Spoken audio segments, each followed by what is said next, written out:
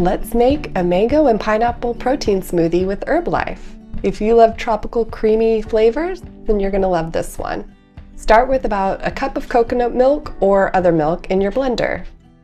For this recipe, we're using frozen fruit, but you can use fresh fruit if you have it. Next, you're gonna add some pieces of frozen pineapple, followed by a few pieces of frozen mango. I'm using Herbalife Protein Mix and Healthy Meal for this smoothie.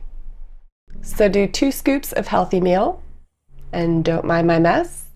Now do 2 scoops of protein powder.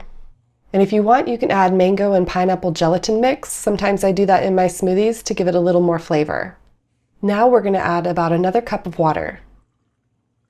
And the next step is to add a scoop of ice. And that's it. Now you're going to replace the cap. Give it a good shake, and then blend it up thoroughly.